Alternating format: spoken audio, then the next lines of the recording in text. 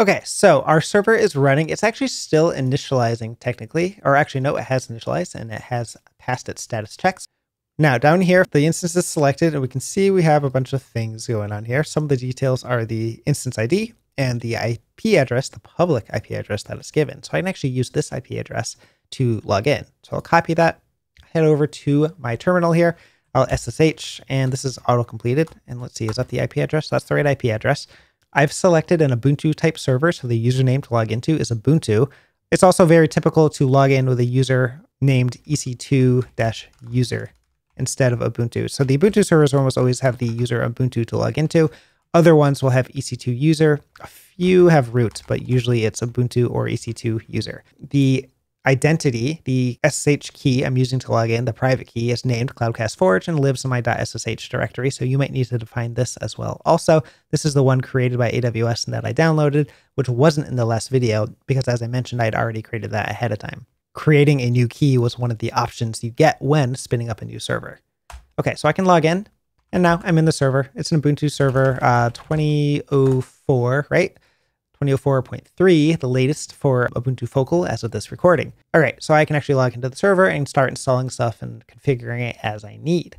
Now, one thing to mention is this public IP address is ephemeral. If I stop the server and restart it, this public IP address is going to change because AWS is going to release this address and just give me whatever new one it has from their pool if I stop the server and start it again. Now, that's different from a reboot. If I reboot the instance, nothing really changes. It keeps the IP address and all that stuff. It's just rebooting the instance. A stop is a hard stop where the instance totally stops. The IP address here gets deallocated from the server, and if I start it again, then the instance gets a new IP address, and the instance actually might end up in a different physical piece of hardware in the AWS data center. Okay, so what do we do to resolve this issue of an IP address that might change on us? We can create an EIP, an elastic IP address. So down here we have elastic IPs. We can allocate an EIP to my account just from Amazon's pool of IPv4 addresses. We just need a regular old IPv4.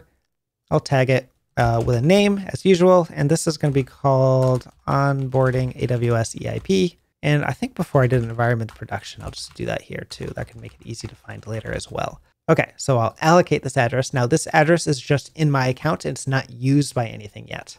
It's not associated with any instance or with any other type of thing. So we can go ahead and associate it with an instance. Let's go to actions. I'm going to associate this EIP to an instance of mine. So we have an instance here. The onboarding AWS instance is the one I want.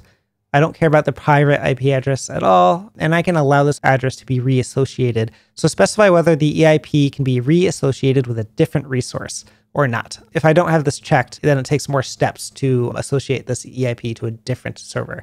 I'm going to allow this to be checked so that I can do that more easily if for some reason I need to swap what server this IP address is pointing to.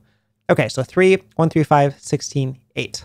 If I go back to my instances, we'll see the onboarding server now, if I refresh this, now has this public IP address of 3.135.16.8, right? The IP address changed, and the address here is the EIP that I just allocated into my account. Now, you're actually paying for that EIP. That comes with a little charge every month to have an IP address reserved to your account that can't be used by any other AWS customer. Back over here, the connection actually dropped because the old public IP address was no longer associated with that server. So I can rerun the SSH command, changing the IP address to my static elastic IP address that I have associated with that, right? So the benefit of that, I guess I didn't say that explicitly. The benefit of this EIP being associated to this instance is that the server's IP address does not change ever.